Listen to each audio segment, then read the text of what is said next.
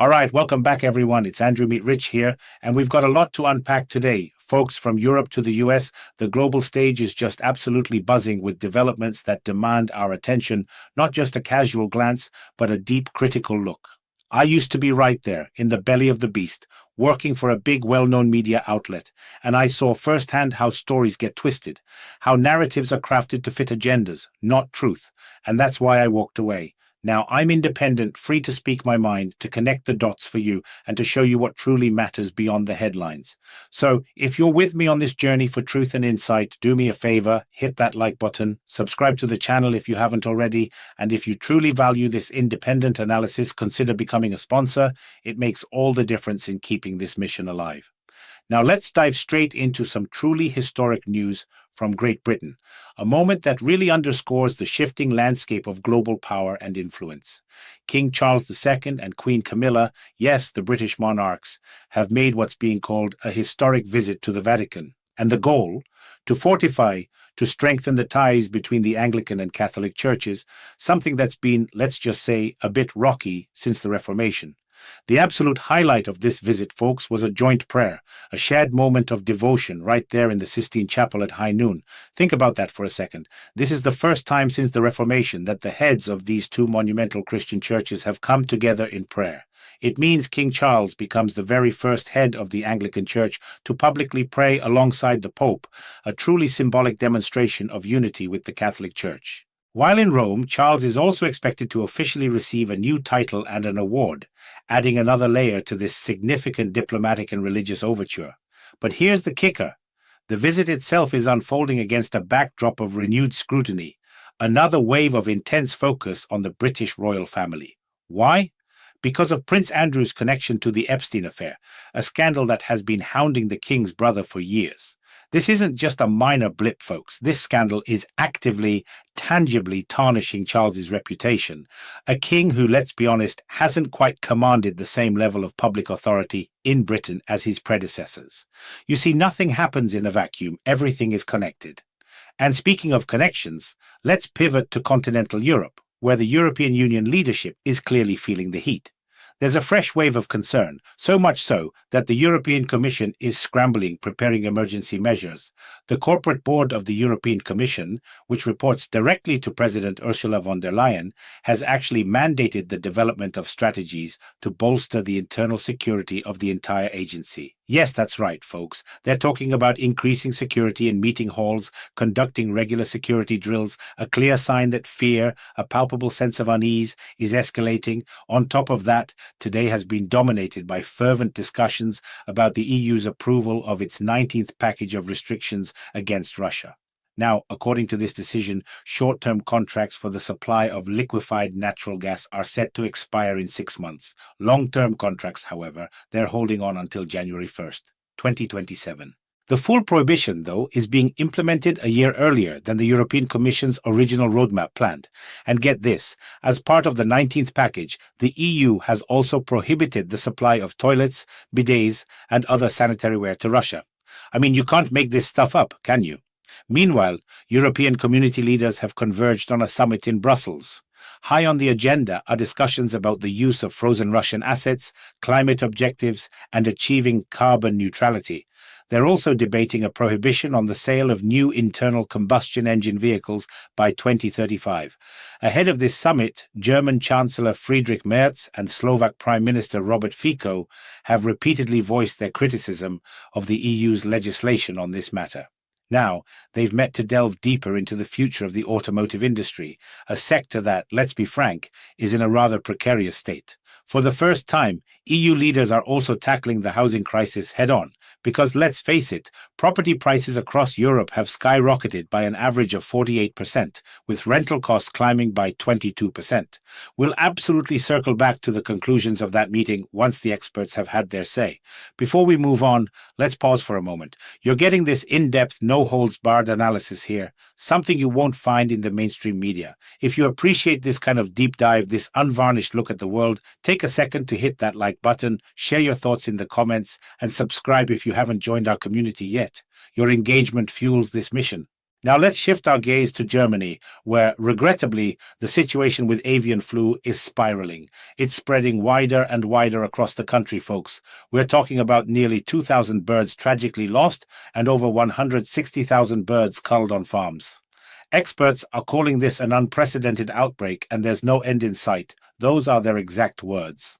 As they explain it, with autumn here, migratory birds are landing in new resting places daily, and the avian flu, unfortunately, primarily spreads through these wild birds. So we'll have to keep a very close eye on how this develops. On another note from Germany, it's now confirmed that after the so-called US shutdown, which impacted 12,000 civilian employees of the American armed forces stationed in Germany, essentially the people working on those military bases, the German government is now stepping in to ensure their salaries are paid.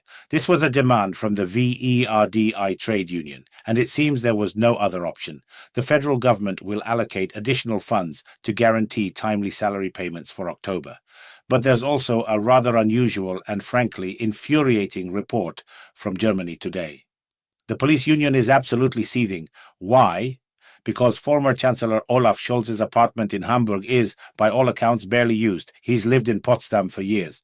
Yet it remains under round-the-clock protection, and the security costs have already amounted to several million euros. Scholz's office, when asked, stated that the apartment is used regularly, but the reality is it's sitting empty. This is the kind of waste that makes people furious, and rightly so. And speaking of infuriating, we have a rather shocking development coming out of France. Former French President Nicolas Sarkozy has been in custody since Tuesday, as you know, in a prison. Sarkozy spent his first night in a Parisian prison, and it was far from peaceful, folks.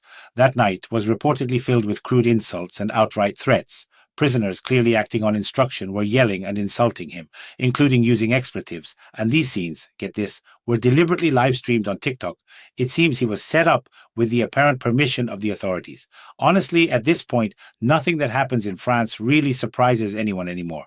Moving over to Poland, the former Polish Prime Minister Leszek Miller has actually proposed sending Ukrainian men of conscription age who are currently in Poland back to Ukraine. He's quoted as saying it's strange that millions of young men have left Ukraine and don't want to fight for their country. Those are his words. He suggested that Polish law enforcement could handle the detention of Ukrainians in Poland. This is now a serious topic of discussion in the Polish media, and we'll be watching closely to see what unfolds. Let's shift our focus now to the United States, where one of the most talked about developments is that President Donald Trump, for the first time during his second term, has imposed restrictions on Russia. The United States is introducing extensive restrictions against two of Russia's largest oil corporations, as well as dozens of their subsidiary companies. This news broke today and is being widely discussed across all media outlets, prominently featured on front pages. President Trump himself announced these restrictions yesterday evening during a White House meeting with NATO Secretary General Marco Margiotta. Trump expressed hope that this decision would help bring an end to the ongoing conflict in Ukraine. When asked by journalists why these restrictions were imposed now, Trump's response was, he had a feeling it was time. We'll have to observe how these events unfold, as the intrigue certainly remains.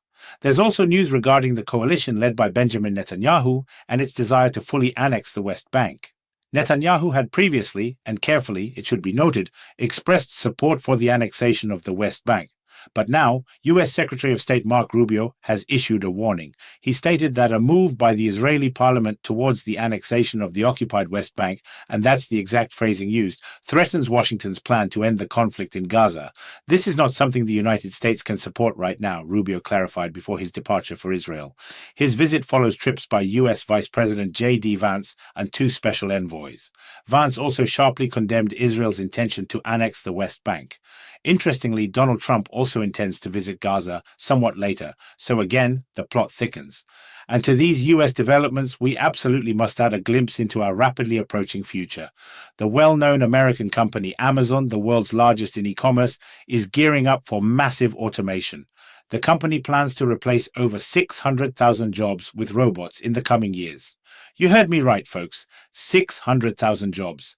The primary goal is to automate up to 75% of their processes. Their first high-tech center is already operational in Louisiana, where thousands of robots are handling packaging and delivery tasks, which has already allowed them to cut their workforce by a quarter. These are the kinds of changes sweeping across our world, folks. It's not yet clear whether these plans will affect their European divisions, so that intrigue too remains.